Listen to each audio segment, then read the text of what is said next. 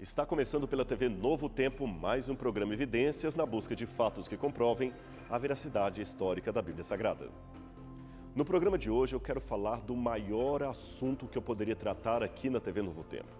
Quero com muita reverência e respeito convidar você hoje para conversarmos um pouco sobre a maior figura de todos os tempos.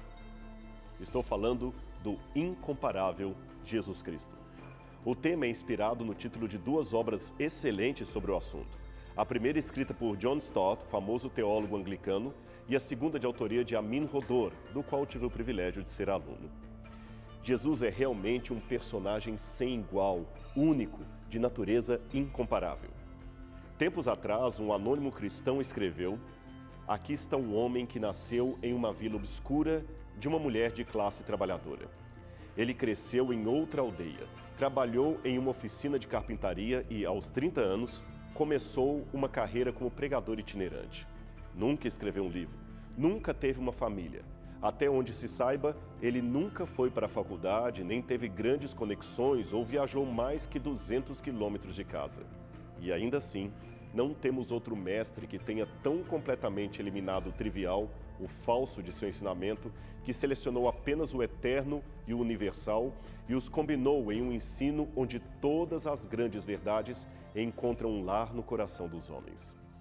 É claro que nem todo mundo tem esta visão de Jesus Cristo. Sempre houve na história pessoas querendo fazê-lo passar por mito, por personagem de ficção ou, quem sabe, até um elemento mal elaborado. O famoso escritor e filósofo Bertrand Russell foi, sem dúvida, um dos maiores opositores à existência de Deus e relevância do cristianismo. Em seu livro Por que Não Sou Cristão, lançado em 1927, ele foi taxativo em dizer que era praticamente nula a chance de Jesus ter existido na história. Segundo ele, historicamente, a existência de Cristo é duvidosa, e se ele realmente existiu, não sabemos quase nada sobre ele. Portanto, não me preocupo com o aspecto histórico. Bom, a primeira observação que faço a estas palavras de Russell é que hoje, contrariando a afirmação dele, a maioria absoluta dos historiadores, inclusive ateus e agnósticos e não cristãos, admite que sim, Jesus existiu na história. A sua existência é confirmada por nomes como Suetônio, Tácito, Flávio Joséfo e outros. Existe, porém, outro ponto interessante. Veja que o próprio Bertrand Russell escreveu sobre outro vulto da história uma coisa diferente. Ele se referiu a Pitágoras e disse o seguinte: Pitágoras foi, intelectualmente falando, um dos homens mais importantes e influentes da história. Seu entusiasmo pelo pensador grego chega a tal ponto que Russell diz que tanto em sua sabedoria quanto em sua tolice, Pitágoras, e não Jesus Cristo, é que mereceria a atenção de todo homem moderno.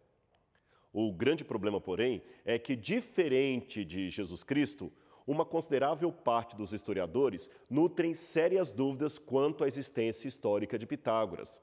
E mesmo aqueles que apontam a sua realidade como alguém que realmente existiu no passado, a fazem apenas como sendo um criador de uma seita no sul da Itália, que ele era apenas um homem que especulava sobre a relação entre os números e a realidade.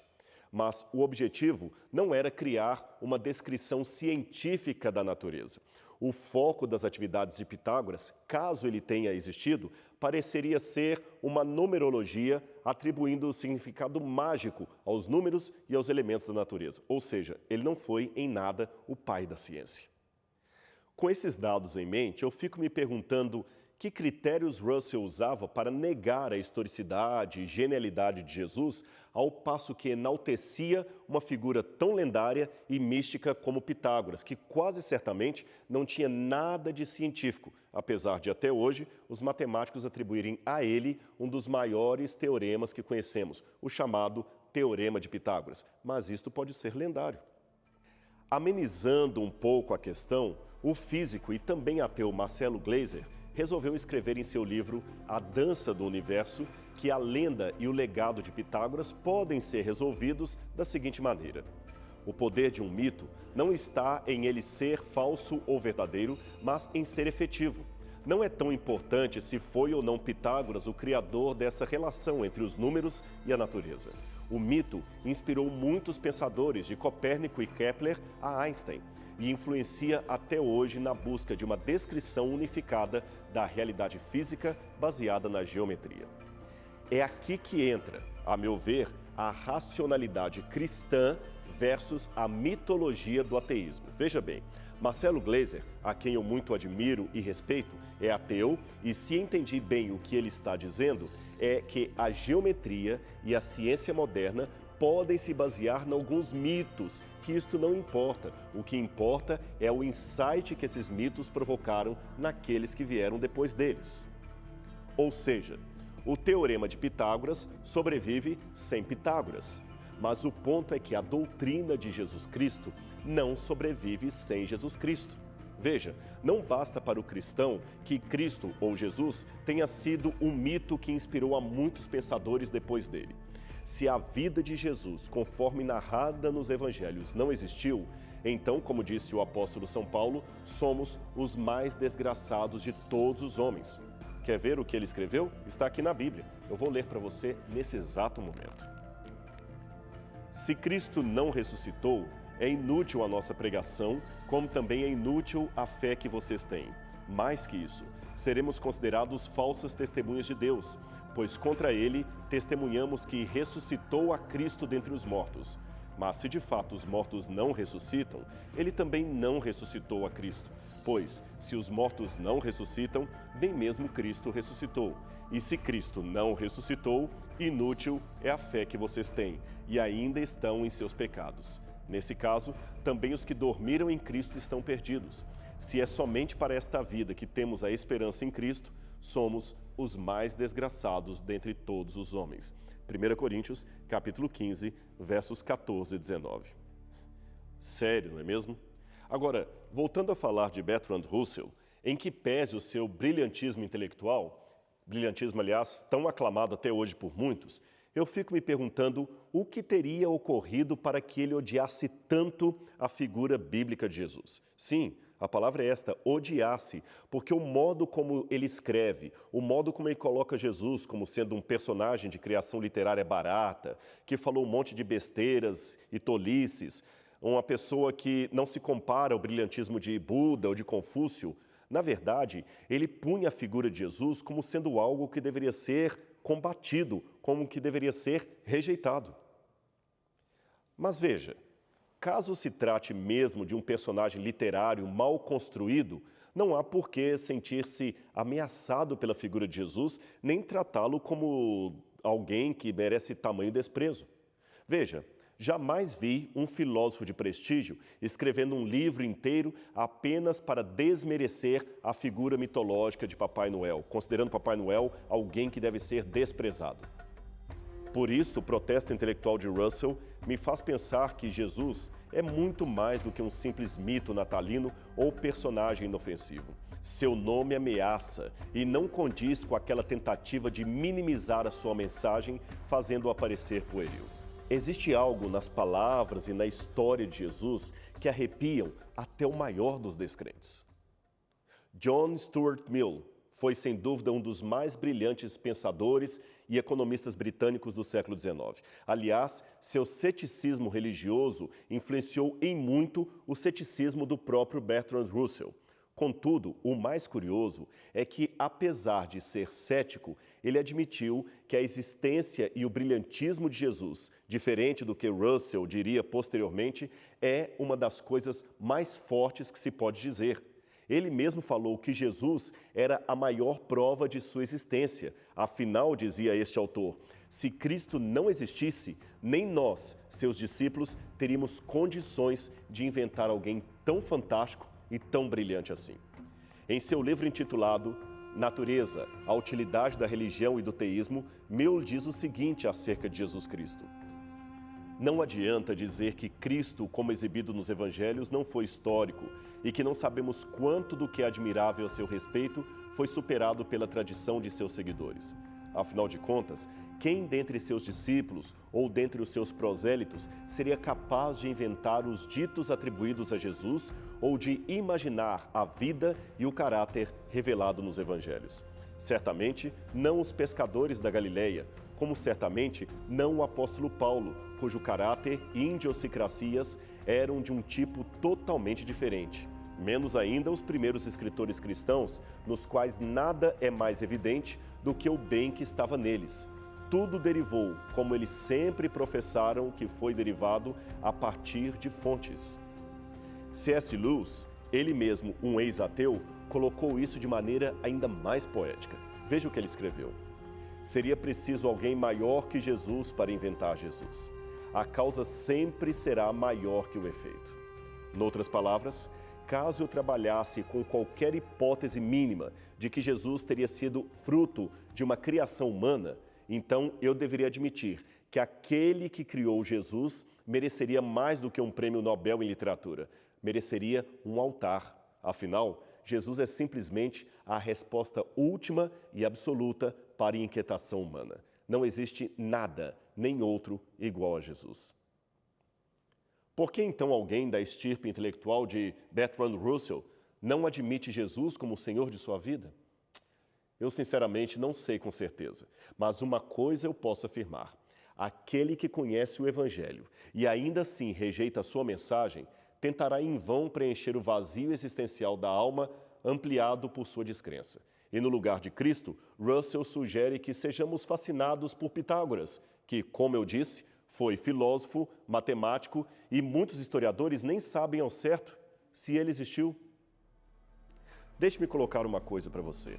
A filosofia pode existir sem Sócrates, a poesia pode existir sem Carlos Drummond de Andrade, mas o cristianismo não terá sentido se Jesus Cristo não for real.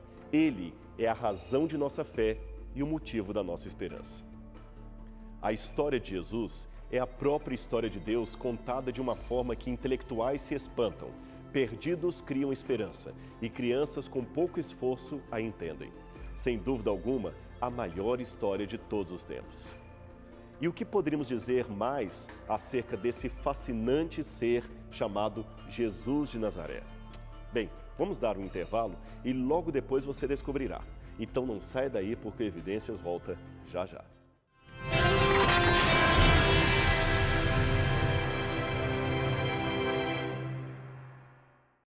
Estamos de volta com o programa Evidências, hoje conversando um pouco sobre a incomparabilidade de Jesus Cristo. Mesmo autores eruditos fora do circuito cristão admitem a condição inigualável de Jesus de Nazaré. Um exemplo é o premiadíssimo escritor polonês Scholen Asch, que escreveu o seguinte: Jesus Cristo é a personalidade mais marcante de todos os tempos. Nenhum outro mestre judeu, cristão, budista, maometano se compara a ele. Outros pensadores podem ter algo básico para um oriental, um árabe ou um ocidental, mas todo o ato e palavra de Jesus tem valor para todos nós. Por que eu, como judeu, não deveria me orgulhar disso? O escritor Philip Schaff, autor de uma monumental enciclopédia de história do cristianismo, também declarou: rejeitado pelos governantes, abandonado por seus amigos, deixado nu e totalmente exposto ao público, Jesus é hoje a figura mais conhecida da história. Herodes não pôde destruí-lo, a sepultura não pôde segurá-lo, seus amigos não puderam desencorajá-lo e o poderoso Império Romano não conseguiu suprimir a sua história. Os sábios e heróis da história estão se afastando de nós, e a história reduz os registros de seus atos em uma página cada vez mais e mais estreita. Mas o tempo não tem poder sobre os atos e palavras de Jesus Cristo. Quando eu leio uma declaração como esta, dita por um eminente historiador europeu, eu fico pensando nas próprias palavras de Jesus que afirmou: o céu e a terra passarão, mas as minhas palavras jamais passarão. Mateus 24, 35. E o que ele, afinal de contas, disse acerca de si mesmo que foi tão inédito e tão especial? Simples. Jesus foi o único homem que, em sã consciência, afirmou ser Deus. Mas alguém pode objetar dizendo: não existe na Bíblia nenhum registro de Jesus dizendo palavra por palavra, eu sou Deus. Isso é verdade. Entretanto, isto não significa que ele não tenha afirmado ser Deus. Lembre-se, a Bíblia foi escrita noutra cultura e é dentro dessa cultura que devemos compreender primeiramente a sua mensagem para depois traduzi-la ao nosso tempo. Pois bem, Como exemplo de autodeclaração divina por parte de Jesus, tome as suas próprias palavras, como estão registradas no Evangelho de João, capítulo 10, versículo 30, que passo a ler agora para você. Eu e o Pai somos um. Num primeiro olhar, isto pode não parecer uma afirmação de Jesus em ser Deus. Entretanto, perceba a reação dos judeus à sua afirmação. Ela está aqui, na continuidade do texto. Você quer ver? Os judeus responderam dizendo-lhe: não te apedrejamos por alguma obra boa, mas pela blasfêmia, porque sendo tu homem, te fazes Deus a ti mesmo. João 10, 33. Ora, os judeus daquela época compreenderam claramente que a afirmação de Jesus, eu e o Pai somos um, seria uma declaração de ser Ele mesmo, Deus. De outra forma, não teriam tido aquela reação contra Ele. Mas alguém ainda pode alegar: isto foi um entendimento dos judeus e eles poderiam estar errados. É claro, mas veja, se os judeus erraram, Jesus também errou, pois nos versículos seguintes, ele não os corrige dizendo: eu não afirmei ser Deus. E olha que ele sempre corrigia os fariseus quando eles estavam errados em sua interpretação da Bíblia ou em seu ensinamento. Sendo assim, isto indica que Jesus realmente estava dizendo que ele era Deus ao declarar: eu e o Pai somos um. João capítulo 8, verso 58, também nos dá um outro exemplo. Quer ver? Disse-lhes Jesus: em verdade vos digo, que antes que Abraão existisse, eu sou. Mais uma vez, em resposta, os judeus tomam pedras numa tentativa de apedrejar Jesus, como vemos em João 8,59. Agora eu pergunto, por que os judeus iriam querer apedrejar Jesus se ele não tivesse dito algo que criam ser uma blasfêmia, ou seja, uma afirmação de que ele seria Deus? Outra situação especial está nas vezes em que Jesus perdoava os pecados de uma pessoa. Uma delas aconteceu quando, ao se apiedar de um aleijado, declarou que seus pecados estavam perdoados. Os judeus, indignados, questionaram: quem pode perdoar pecados senão Deus? A outra situação foi com o ladrão na cruz, a quem Cristo promete o paraíso, isto é, o perdão. Em ambos os casos, é notório que ele se colocou na posição de Deus. Se não, vejamos. Pela lógica e pela revelação bíblica, todos nós temos o dever, a obrigação humana de perdoar o nosso irmão que pecou contra nós, certo?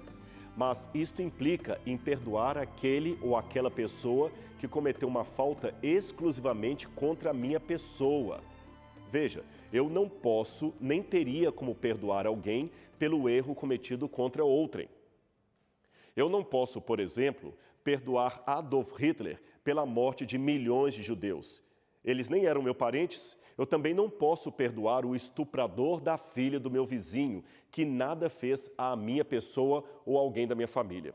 Sendo assim, é mais do que notório que somente alguém como Deus pode perdoar todos os pecados, desde, é claro, que confessados, porque os pecados são, em última instância, cometidos contra a pessoa de Deus. Portanto, ao Jesus perdoar pecados sem perguntar aos vitimados o que achavam daquilo, ele estava claramente se dizendo Deus. Estes, é claro, são apenas alguns exemplos, e se eu estiver errado em minha interpretação de que Jesus era Deus, então o apóstolo São Paulo também estava errado. Sabe por quê? Eu vou pegar a Bíblia de novo e vou mostrar para você o que o apóstolo Paulo disse por inspiração do Espírito Santo. Preste atenção. Porque em Cristo habita toda a plenitude da divindade em forma corpórea. Colossenses 2, verso 9. Pois bem, o que vou dizer agora é uma questão de lógica e não há escapatória para ela. Quando uma pessoa alega ser Deus, como fez Jesus Cristo, ela obrigatoriamente deve pertencer a uma dessas três categorias. Primeiro, se ela alega ser Deus e de fato não é, ela deve ser louca ou lunática, correto? Segundo, se ela não é Deus nem lunática, então ela deve ser mentirosa, está enganando a outros com a sua mentira. E em terceiro lugar, se ela não é nenhuma dessas três coisas, então ela só pode ser Deus. Você só pode escolher uma dentre essas três possibilidades, não existe uma quarta. Então, qual delas seria a possibilidade que cabe melhor em Jesus? Veja, não há necessidade de provarmos se Jesus era Deus ou não. Tudo o que temos de fazer é descobrir se ele era um lunático ou um mentiroso. Se ele não for nem uma coisa nem outra, então, obviamente, ele deve ser o Filho de Deus. O que acabei de dizer foi apresentado por C.S. Lewis em sua obra Cristianismo Puro e Simples. Mas deixe-me colocar o que ele escreveu. Estou tentando impedir que alguém repita a arrematada tolice dita por muitos a seu respeito. Estou disposto a aceitar Jesus como um grande mestre da moral, mas não aceito a sua afirmação de ser Deus. Essa é a única coisa que não devemos dizer. Um homem que fosse somente um homem e dissesse as coisas que Jesus disse, não seria um grande mestre da moral. Seria um lunático, no mesmo grau de alguém que pretendesse ser um ovo cozido, ou então o diabo em pessoa. Faça sua escolha. Ou esse homem era e é o Filho de Deus, ou não passa de um louco ou coisa pior. Você pode querer calá-lo por ser um louco, pode cuspir nele e matá-lo como a um demônio, ou pode prostrar-se a seus pés e chamá-lo de Senhor e Deus. Mas que ninguém venha, com paternal condescendência, dizer que ele não passava de um grande mestre humano. Ele não nos deixou essa opção e não quis deixá-la. Agora parece-me óbvio que ele não era nem um lunático, nem um demônio. Consequentemente, por mais estranho e assustador e inacreditável que possa parecer, tenho de aceitar a ideia de que ele era e é Deus. A única coisa que poderia contrariar esta lógica seria supor que o Jesus dos evangelhos nunca existiu. Mas isto também não faz sentido por várias razões. Primeiro, o estilo literário escolhido para escrever a sua trajetória não é nem de perto o de uma lenda ou biografia do tipo de propaganda. Não é à toa que os autores usavam o termo técnico evangelho ou euangelion em grego, que quer dizer boa nova, para referir-se à história de Cristo, porque este era o título de uma história oficial, real, como aquela que marcou o nascimento de Augusto César e é contada no calendário de Priene como sendo as boas novas, euangelia, do nascimento do imperador. Outra coisa, os judeus jamais estariam dispostos mentalmente ou psicologicamente a criar um ser humano divino. Isso iria contra toda a sua identidade cultural judaica. A encarnação do Filho de Deus chocou a sua tradição e, como acentuamos no início desse programa, aqueles pescadores rudes da Galileia não teriam conhecimento formal de mitologia grega para criar um personagem meio judeu, meio helenístico, que pudesse ser ao mesmo tempo humano e divino, como Hércules, Aquiles ou o Minotauro. Não se trata de nada disso. Do mesmo modo, já caiu por terra aquela tentativa de dizer que Paulo, o grande apóstolo Paulo, seria o responsável pela criação do Jesus divino.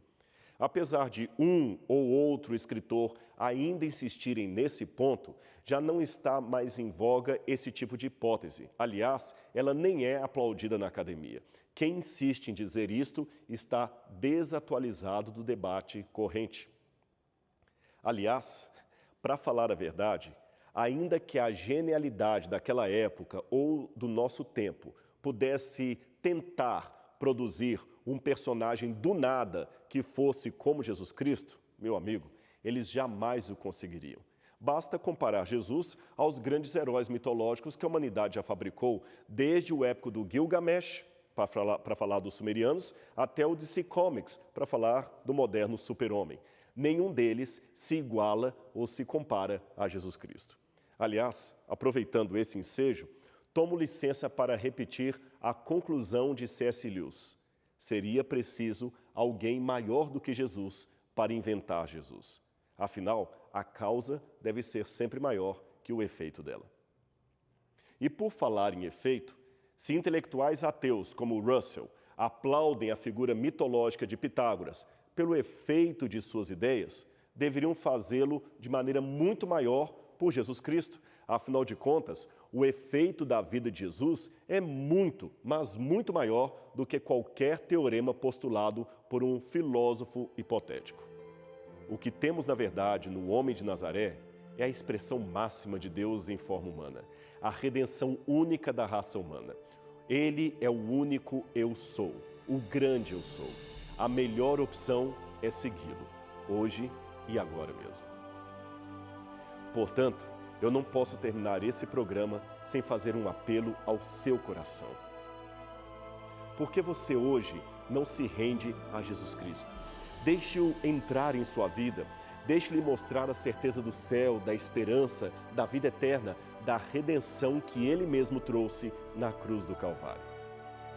Noutras palavras, aceite a Jesus como seu Salvador pessoal. Esta será a maior decisão de sua vida. E eu diria, a decisão mais acertada de todas.